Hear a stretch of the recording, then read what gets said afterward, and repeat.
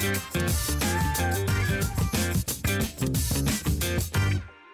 everyone, I'm Erin Saxton, that girl from Jersey. My guest today is a mom, a motivator, and a model. Oh wait, a supermodel, I should say. We have to say supermodel. She doesn't say it, I say it. Everybody, please welcome Emme. Hi. Woo! Emme. Erin. I'm so glad. We're in New York City right now, Yes, but we both live in New Jersey. we do. We're But- Jersey girls. But we're here for a bunch of different reasons. So you Yeah. and I are catching up here on the Lower East Side. That's right. Thank On a you for- rainy day in Manhattan. I know. It's bright and sunny with sunshine with you. You too. I love you already. So, we're about the same age, and I grew up just really admiring you, honestly, right? Thank you. So we say you're a model and a supermodel. Let's talk about it. What's the difference between a model and a supermodel? I don't know. I guess the OG kind of status of talking about body positivity and doing all the work that happened in the 90s, it really put me through the roof. So let's all go over the back place. in time a little bit. So you are a very well-known plus size model, fit personality, on camera. How did this all start for you?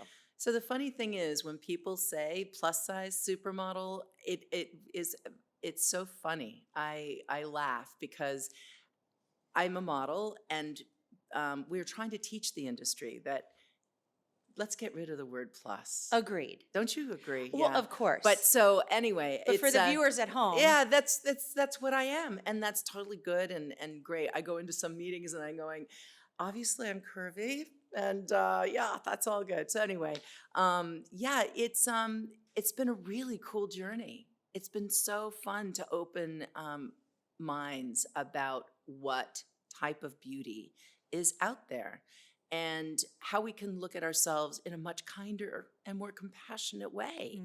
And that's just been the journey. That's it. That's not trying to put us in a category. We are women. We are diversified. We should be diversified. We shouldn't look like each other, and we should have differences that set us apart. And I don't know why, but my background in reporting opened my ears and opened my own heart aperture when I started hearing more and more women talking poorly about themselves when I would go on the road. And I thought, okay, sadly, I understand, because I'd gone down this journey too, talking negatively and using the body as a battering ram in conversations.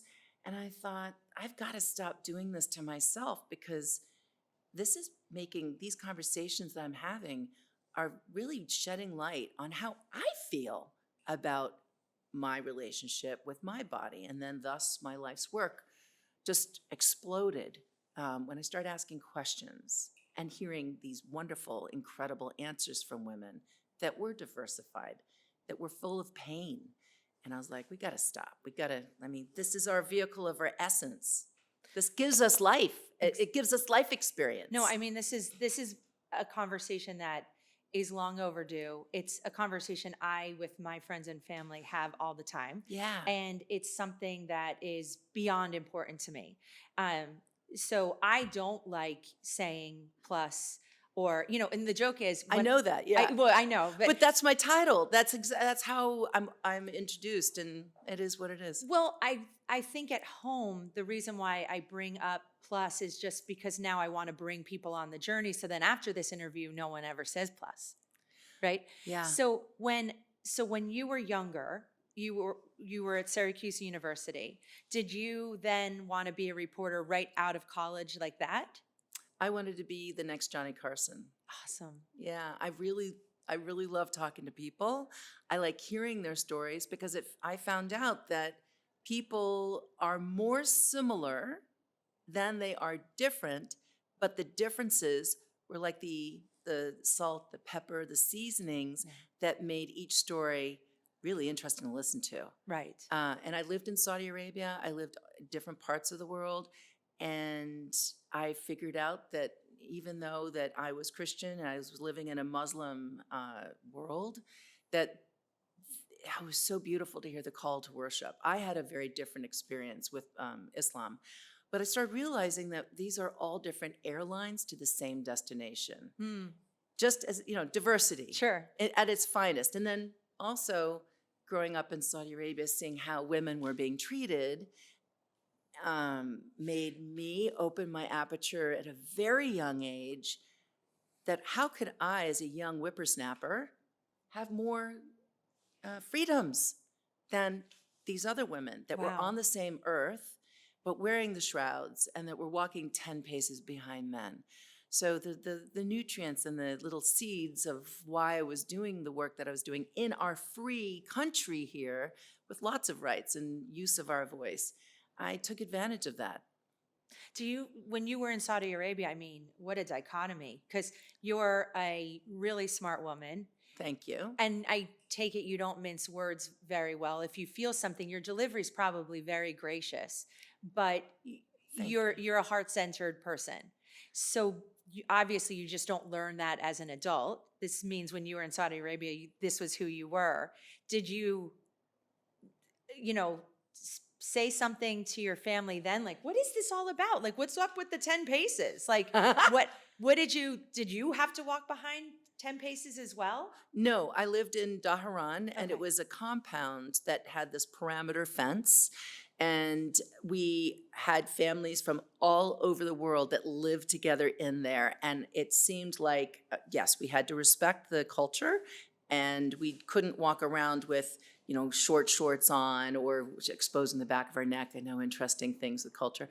And I would wear thobes that were these collar-high dresses when I would go into Kobar or, you'd have to just be aware. And no, we didn't have to walk paces behind. Within my own family, I was not able to communicate in the way that I wanted to because of the fear of wrath from authority figures like my stepfather. So it was building up and building up, and I was learning about my own relationship with my own body. And when I was given the opportunity to communicate, there was a lot of content. You're like a volcano. And, and what you teach is what you're learning. And I am always on this journey, how best I can feel present moment, really appreciative of how I got to you today and waking up and the opportunity to be alive. I know it sounds really hokey, but when I live in this place of deep appreciation and gratitude, all these things about, is your body good? Is your body bad? Is that all this comparison really falls away. And I can kind of groove in my own essence and be. And that's where the teaching of, where you can be full and manifesting. So the experience from Saudi Arabia and the experience from, living and working in the modeling industry, all was fuel to this wonderful flame to getting me here to, You're such a trailblazer, though, with this message. So you get on the scene, you start modeling, and you realize there's a huge disconnect between, just the perception of equal body types and appreciation and openness. So now you're back in the States. Yeah. You're away from authority figures that you can't speak up to. There's not as much wrath, or there might be from industry leaders, right? Okay. Interesting. Right? Yeah, yeah. So do you finally say something then, and that's how you're known and why you're such an authority figure now? Like I watched you. Yeah. So tell us that story. Was there a Sure. moment there where There were quite a few moments. it was like Shazam. Shazam.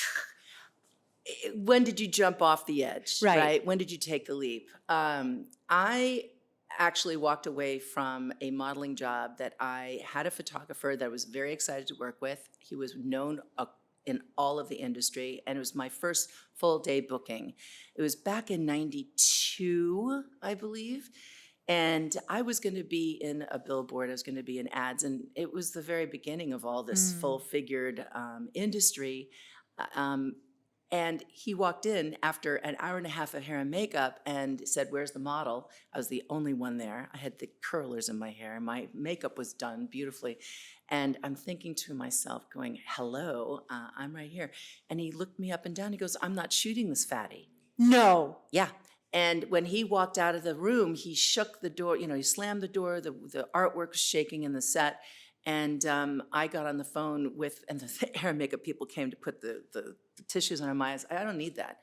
I almost said, "Get down and do 20 push-ups with me," because I'm an athlete and I Right. just didn't appreciate, anyway. So I go in and I say to my agency, "I'm gone, I'm gonna leave. No, please stay, please stay." So I had to stay for the whole day. And he came back hours later. The whole set had to be changed because the light had changed. And he goes, "If I'm going to shoot you, I'm going to shoot you sexy." And he ripped the cotton fibers of a boat neck top. And I said, "Just let's get this shot done." We shot it. 2 to 3 years later, I had 50 of the most beautiful people hit. I walked away from... On People Magazine. I walked away, yes. I walked away from the shoot and I went into holistic health, massage therapy, kinesiology, physiology. I love that work. And I said, if I'm going to do something, maybe I should go into this work. So you left modeling at that point. I walked away and my chart was filling up. I was working all the time prior to the shoot. And my agency was like, "You've got to get your butt back here. You have to come back." By the way, just want to let you know, we submitted you for 50 of the most beautiful people. They're looking for People Magazine. They're looking for this new type of beauty. And I'm thinking, yeah, hello, I think you're lying to me. And they weren't, but I didn't really take this. And so there were 500 people looking at it. I said, "Let me know when they're at 200. Okay, you're at 200. Let me know when you're at 50. Let me know you're at 25. And then started getting really serious. Wow. I got chosen. I shoot this. Congratulations. I'm down in Miami. Thank you. I'm down in Miami. And I see this photographer because I was shooting with the Oh, German a circle crew. of life story. And I am picking up a telephone at the luncheonette, helping a woman with all the coffees, and it was for the photographer. And I'm thinking, I cannot believe this. I said, I'm going to take this to him. So I walk out. He's with 2 models, cleaned up, looked like he was a cat dragged him in from the last time I saw him. And I walk up to him, and he looks at me, and he goes, "Hello, Emme. It's so good to see you." And my face was all over the place at this time, and I was breaking out of the fold as a spokesperson, and I realized he did not even remember shooting me, or he was very good at forgetting. Oh, really? And he goes, "We've got to work together, my dear. Oh, this would be so fabulous." You know how the industry could be, "Oh, darling, this is so great." And I go, "No, here's a phone call, but by the way, we did actually work together, and I want to thank you for helping me stay within the industry." And I walked away. I don't even remember walking away. So that is the story. Was your That knees, like whenever I have to I was say. like Yeah, quivering. same. I get so mad. Well, first of all, when I get mad, I cry. Okay. Not because I'm It's sad. a good it's a Yeah, good release. It's a little release. Yeah. But when I know I'm saying something very controversial or just very like whatever, my knees inside go like tick, tick, tick, tick, tick, tick, tick, tick, and I'm just like this, tick, tick, tick, tick, And so, did you have that reaction? I had something going on inside where I didn't quite understand what was happening. That the idea of me walking away from the industry for good. Thank goodness I didn't do that. Because of on one behalf person's... of everybody, thank you for not doing that. That I share this with kids, with bullies. It has nothing to do with you. His fear with me being on his film scared him, I'm sure, that no one was shooting full-figured women back then, plus-size models that were Harper's Bazaar, Vogue, all the big names of the magazines. I think he was nervous about his own career. Yeah. This was early stuff. This is the prejudice that was going on. But you can't give up. You cannot give up your dreams. And I knew, being a reporter, I fell into the biggest story of my life. Yeah, for real. Crazy how and your life journey is never a straight line. It's always a little over here, a little over there. Just stepping into your opportunities. That's the cool. It's always about the journey. It's never ever about the destination. So you get Most Beautiful 50 and from People Magazine. So then you start becoming more vocal. Oh, I started communicating. I was really communicating. I was listening. And how was that received? Wow. It was crazy. Mixed? Crazy amazing. No, Positive. there was a lot there. So what I'm seeing today, I think there's a lot of people that are not courageous and actually putting their name to comments, and there's such a free way of saying something snarky and nasty, and there are people that are applauding people who have a really wonderful voice. I think there's a lot more nastiness these days. Yes. Back when I was talking and communicating from a place of, truth and trying to heal myself, as well as listening and saying, I'm not alone here. Let me get some stats. Let me get some data. And the data started coming back that there was a lot of women and men that were on this journey of, well, who am I, and am I okay? And do I have to look like my sister or my brother, or like, quote, sister or brother? And do I have to go on these diet-related products to, what happens if I just eat and Right. exercise? But there was all this confusion, and I said, clear it all away.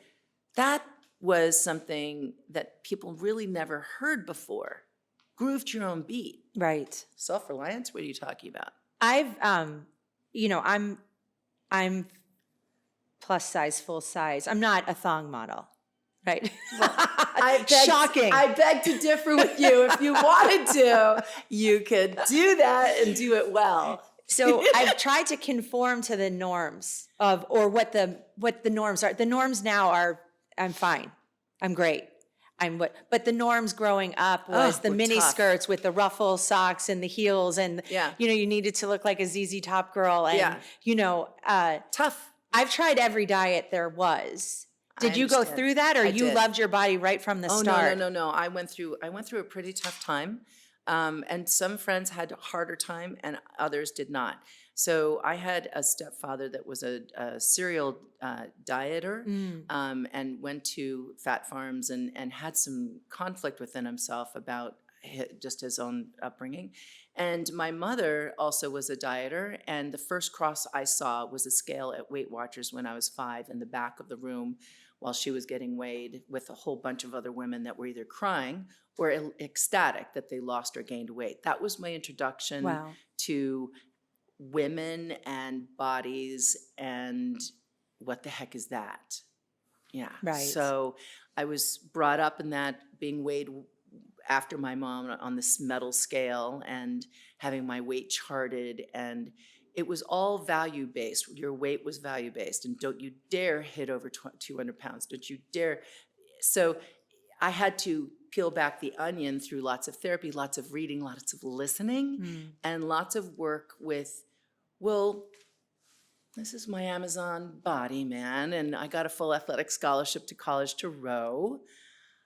I've gotten this incredible career that through this body, this vehicle, I was able to not only make great money for myself, but open minds of like, if I could do this, and and if this is being seen in the way it is, rock on, sister, let's go. Yeah. This is teamwork. It's hard work to go against what other people are saying. Absolutely. And then when you start shaking the trees and saying, money's being made off of our backs with making us feel less than if we don't use A product or B product or C product. Forget that. Yeah. This life is short. And then I got cancer, and I was like, I got pregnant before that. And all these things that were going on with my body, I said, this is the most magnificent vehicle.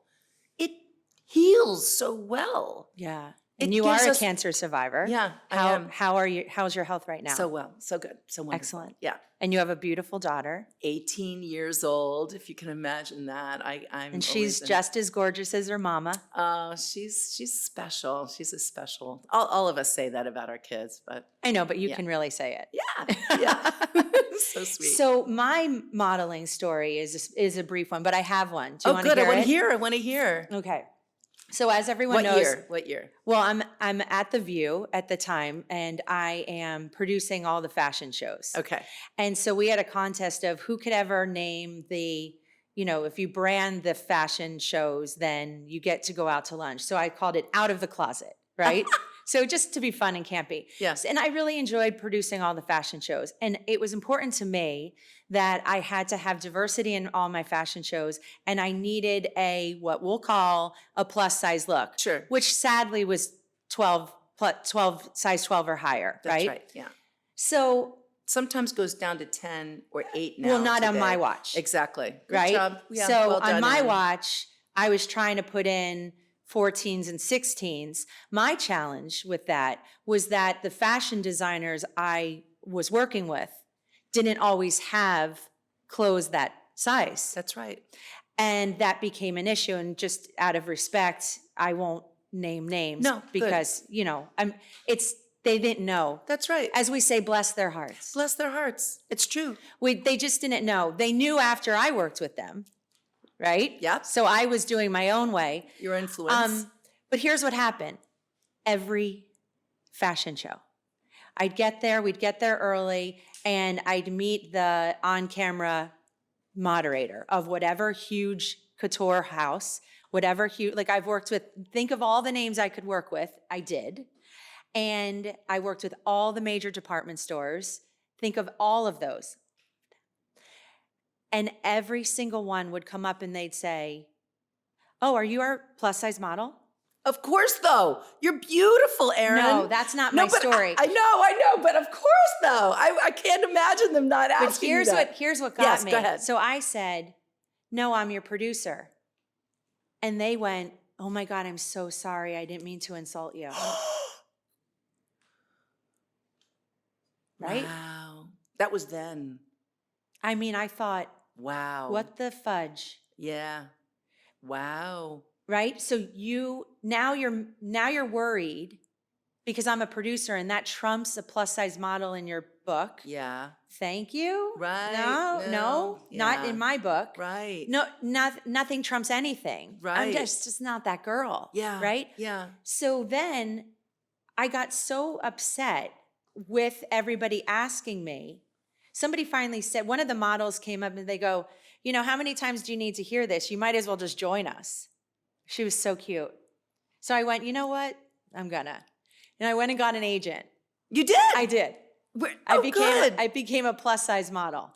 While you were producing at The View? Yes. So now why no one knows this story is because it didn't really go anywhere, right? So Well, you were, yeah. I was on a few TV shows. Okay. I was in Self Magazine. I was in a few local. So I got bookings. Yeah. My challenge is my agent had me cut my hair Yeah. and dye it brown. Oh. No offense to brown, but I'm not a brown girl. Right, My right. roots aren't even brown. It looks like muddy, but they're Yeah. really still blonde. Like if I Right. just went all shade. Right. And I went to an open casting call for another department store. Yeah. And you could tell, how you have the lookbooks? Yeah. I'm about to tell you about her book, by the Yeah, way. But yeah. so you have a book and you bring your book with you. Yes. So you can tell who has the same agents as you do. Because it has their agency name on the Yeah, front it's right real. there. It's like this big thing, and it's like, boom, right? So I walked in, and all of a sudden I look around, and there's all these baby blue lookbooks with all girls with short brown hair. Because it was that they were calling for that particular look. And I was like, holy crap, you just made me look like all the rest of your clients. And I called her up, I go, "What are you doing?" So I immediately went blonde Yeah, again. Yeah. And it was great because you got like free facials and hair and blah, blah. I mean, for a producer, that was awesome, right? So I was like, this is great. But then they realized I had a personality.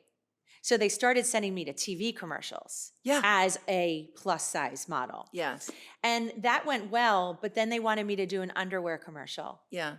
And I didn't have the self-confidence Yeah. nor the support from my person at the time Yes. Yes. to be posing in, and there was no ads. Dove hadn't done their big campaign. There wasn't We're talking any. 93. We're talking mid 90s. 95. It would have been. I remember when that Dove It would campaign have came been an embarrassment. Oh. Yeah. I feel. Yes. To my friends and family for me to be, and I don't want to see myself in underwear, right? I'm not that girl. I'm fine with being my size. Yes. But that doesn't mean you need to see me in my underwear No. in a photo spread in Times Square. No. Do you know what I'm saying? That just wasn't right. my jam. Right. Yeah. So that's my modeling story. So you saw it from the inside out. I did.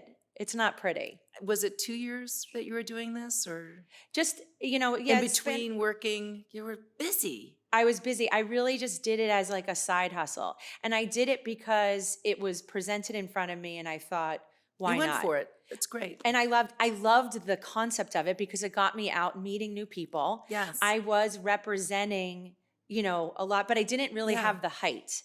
I'm 5'7". Are you 5'7"? Okay. I'm 5'7", and so none of the plus size clothes don't fit me very well. Right. I'm really a straight size, larger size girl. You are, though. Yeah. You're a Missy 14? Yes. 16? 14? 14. Right. So Don't I'm a get me Missy wrong. 16. By Friday, I could be a 16. Well, but it's a very different cut. So if you're wearing, a plus size 14 or a plus size 16, the fit is completely different. Right. So Yeah. if I have a W on any of my tags, they're just way too wide and I'm not tall enough. Right. So that was part of my issue. It should fit you because the majority of women are 5'4". I know. And so when you think about full figure clothing, whenever I walk through major department stores and I see dresses and I'm thinking, okay, I'm almost 6 feet, I'm 5'11", and I always have to get things let out. So I go and I take a look at the dresses and they're hitting the floor. Wow, see? And I'm thinking, who are these gonna fit?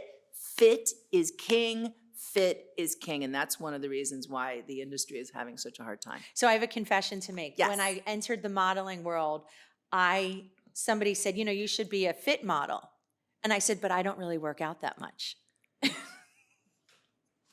But a fit model They have to be consistent. But a fit model isn't because of exercise or athleticism. A fit model, everyone at home, is I see what you're saying. Yeah, fit models where clothes are fit onto you, but you do have to train to stay. Your measurements have to be dead on with every client every year. Right. It's very hard to be a fit model, and not like an exercise fit model, but so I said to the person, I don't really work out that much, so I don't think I should be a fit model. And they're like, there was that pause, like, you dumbass. We don't mean that.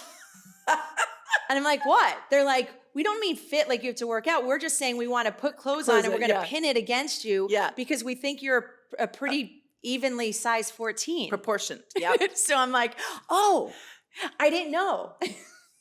Some people do this for years and years and years. And when you see a clothing line that changes when you're always fitting into their clothes, always think they've changed their fit model. That's true. That's true. That's a good point. Don't blame yourself.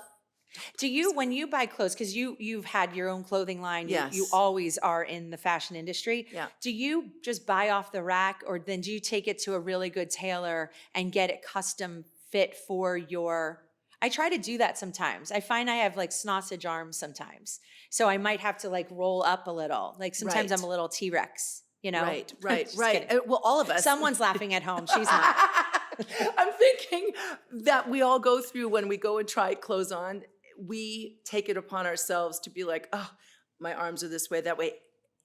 It's so hard to be able to fit into everything that you like. Right. So if you have a really good tailor, they could buy one size up so they can really tailor it correctly for you. If you can take away the shame of the label. Yeah, I'm fine with that. Rip them out. It doesn't matter. I just scissor it now. Rip them out. So you don't ever have to feel like when I buy pants, forget it. They're never long enough. Right. And, this could be just a smidge. I could always let out this Yves Saint Laurent jacket, but She says it so delicately. Yves Saint I'll Laurent. wear men's jackets from a higher end, and that's the only way I can get really haute fashion because it's very hard. 11 Honore now is going into training these designers that you tried to have on the show have clothing that's higher. Now today, 11 Honore is and I don't work for them. I don't get paid as a spokesperson for them, but they are the only game in town that has a bunch of haute designers that are taking their fit, the 11 Honore fit, so that they can make above a size 12. This is like earth-shattering that this actually exists. And so you'll see women that are going to the opera. You will see women going to all these beautiful balls and events that are of a higher nature, looking like they've been styled well. Yeah. Finally. Exactly. Here at 2019. It's taking time, but patience is Oh my a gosh. virtue, darling. I know. Let's talk about your book. So you have a Okay. Chicken Soup for the Soul book, 101 stories about loving yourself and your body, curvy and confident. We're going to get that close up. What made you want to write this book? All these stories, all these women, there were so many stories of inspiration as well as stories of deep sadness around our vehicle for this earth. And I thought, wouldn't it be great to have a bunch of stories that show the journey to inspiration, the journey to acceptance, and everyone can relate to these stories. It took forever for us to figure out which stories are going to go in. The three of us, Amy Newmark, the owner of Chicken Soup for the Soul, as well as Natasha Stoyanoff and myself, we all got bunches of stories. We had thousands and thousands and thousands to choose from. Evident of how much this is needed. Well, we all have stories. We do. We all are on this journey of trying to figure out how not to body bash and how to just be like, okay, I have curves and I have rolls and I have a hip and I've got a tush and I've got boobs. How do I accept this when the society doesn't really, reflect that as often as we like? So this really came out in such a way. We're talking about different ways of bringing this out in a bigger way as well. Well, I could help you with that. Yeah. I might know yeah. something about launching books. I think so. So it's been fun. What advice do you have for everybody out there just struggling with accepting and loving who they are? Well, I think that's all of us, right? We all go down this journey. And when I don't get to the present moment, if I'm projecting fear into the future of something that's coming up, or I look in the past and have regret and whatever it might be, I try to work on being in the present moment through meditation. I know that might sound like, oh, really? That seems so simple. But when I can still my mind on a daily basis, at least almost every day, I try to be and feel that without judgment, without fear, without any of that stuff that keeps on coming at me, or I'm learning to push it away. The more that I can be in that state of stillness, the better I can react or not react to an ad on TV or a friend body bashing themselves or someone trying to say something on social media that isn't aligning with the message that I'm putting out and not taking it personally. It's almost like an invisible shield or armor that's of wellness. Is that Fashion Without Limits? Does that tie into all of this? So Fashion Without Limits, interesting, and also exercise and being out in nature. Sure. So these little things that take you out of the culture a bit and into honoring your body and not body bashing and seeing the good things that it does.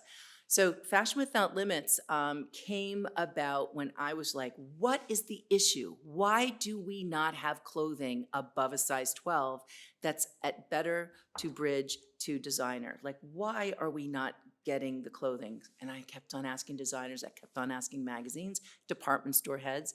And I thought, oh my gosh, Beacon, above all, knowledge is power. I said, I've got to go back into the educational system. So I looked into how do we teach young designers? Well, they have size 0, 2, and 4 forms. I said, no wonder. No wonder.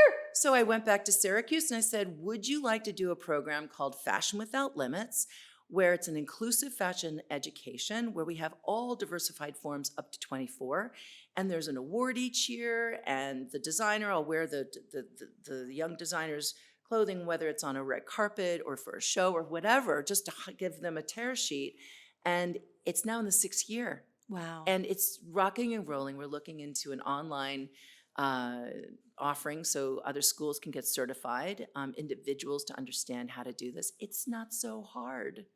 It's just you got to get your myths and your beliefs about a woman's body out the window and open your eyes to who do you want to serve? And, fashion is exclusive. Sorry, that's not today. Fashion is inclusive. It's inclusive. It's inclusive. all inclusive. Yeah. So where could everybody at home learn about Fashion Without Limits and your Sure. book? And Tell Thank you, people at home. Erin. Of Here we course. go. Dun, Woo, dun, dun, dun, dun, dun, dun, dun. You can go and please follow on social media, Supermodel Emme, Emme, as well as on Twitter and Instagram, Facebook. And then you can go on to emmystyle.com. Yeah, I would love And to. everything's there. Everything is there. You can One-stop sign up shop. for newsletters. You can, I tell you all the BTS, the behind the scenes stuff of what we do in our newsletters and places where I'm going to be so we can Awesome. meet up. Yay. Well, thank you so much for meeting me here in the city. Thank you. We're going to have lunch soon we're because we're totally- now really close friends. We're now really close friends, We're Erin. super duper close. We're Jersey girls. We are. Thanks everyone for tuning in. Emme, thank you for being here. Thank you. We'll hope to see y'all soon. That girl from Jersey, I'm Erin Saxton. See you soon.